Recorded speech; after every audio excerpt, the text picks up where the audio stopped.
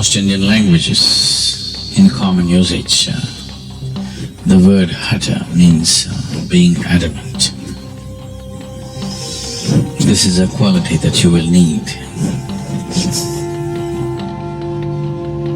Your body says, enough, I had it, but you're adamant.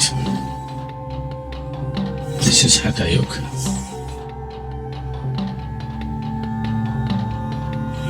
Your mind says, I give up, I can't do this anymore. But you are adamant, you simply do it. So Hatha Yoga is about creating a body which will not be a hurdle in one's life. It will become a stepping stone, but not a hurdle, not a roadblock in one's progress of blossoming into his ultimate possibility.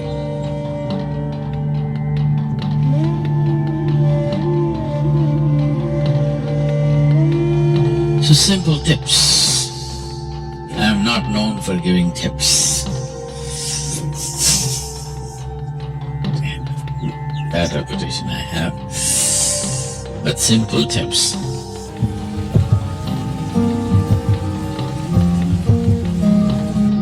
In the yogic culture, a shower, there was no shower. Bath always meant dip in the river. I always went to the river, dipped, come out and do it. If you do this, your muscles will be good. So, an alternate way of doing it is, usually in our homes, the pail that we use to pour water is this big. At least it has 4 liters of water.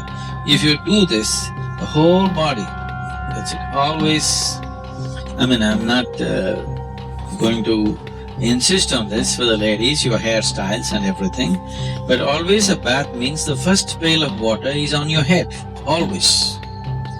Putting cold water on your body will shift the heat into your brain very rapidly. It should not happen. So this is why those who don't want to wet their hair at least should take a little bit of cold water and put it… there's a point here, in line with your ears, here. At that point, you put little cold water, immediately you will see a certain cooling happens in the head region. After that, you can have bath with just the body. But otherwise, you always… the first pail of water is over your head, not on your body. So what you do is, you fill the bucket and that's the best way to do it in the morning. The body should be immersed in water, that you're trying to create a simulated dip in the river, okay? At the same time, the whole body should be… at least the skin should be covered in water at the same time, not like this, like this, If you pour water, the whole body… the body should think you're taking it for a dip. So, if you pour like this, there is a certain coolness in the system and muscles become very flexible. Shower can do it too. If the shower is forceful enough, or at least if the volume of water is good enough, shower can easily do that. It's always best that we use water which is little cooler than the room temperature. Just a certain volume of water to flow over you, or to be immersed in a water which is cooler than room temperature. Because if this happens, one thing that happens on the surface is the cells, the epithelial cells will contract. When they contract, they open up all the pores. The pores between the cells will open up. The cells themselves have pores. We don't want that to open. That will open if you put it in warm water. If you dip your body in a hot water tub, the cells will open up and take in water.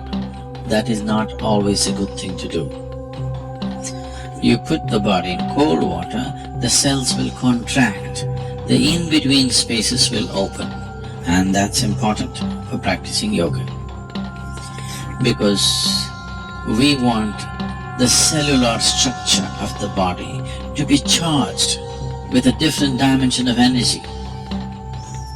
If the cells contracts and allow space and then you practice your yoga, then the cellular structure in the body is charged.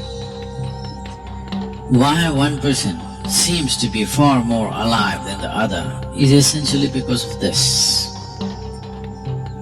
And once your cellular structure is charged with energy, it will remain youthful for a very, very long time. When people are thinking why the old bugger is still not dead, you still feeling like you're 25.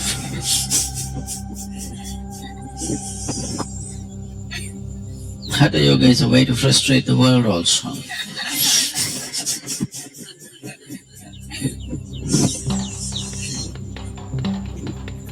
So, water which is cooler than the room temperature.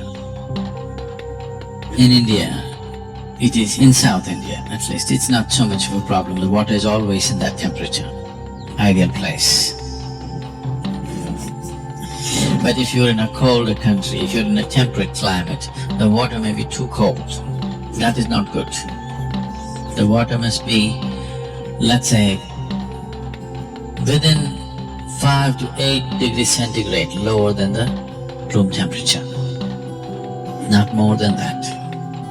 So if you have a tendency to catch cold initially, first couple of weeks, you put a spoon of eucalyptus oil in the water, cold water, and pour it over you. You will see your cold will go away, not because of the eucalyptus oil, just because of the cold water.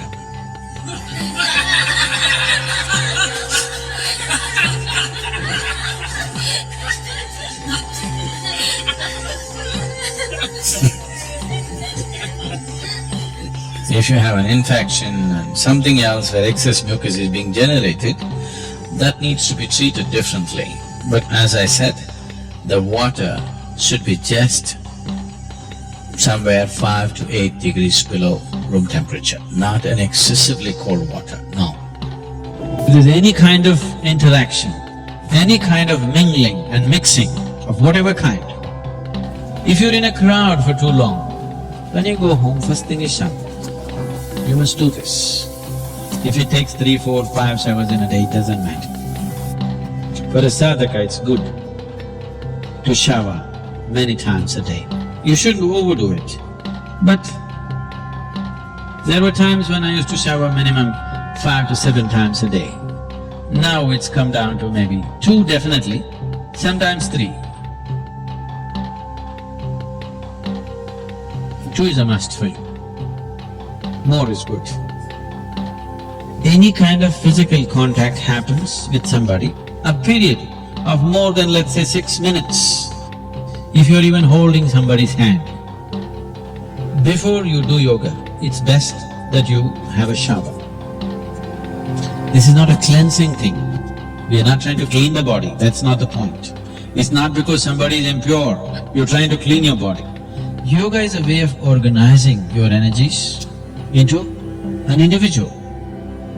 So if any kind of transaction happen too much, if I come and sit in a program, I'm not even physically touching anybody, if I sit in a program for 2, 3 hours, first thing is shower. Because just the interaction creates a certain amount of… the integrity of your energy becomes little loose. So at any time, first thing when you go home, shower. Shower need not mean soap, shampoo, this, that. A bucket full of water, boom. Just water flowing over, it purifies. How does water purify without washing and scrubbing? Not like that.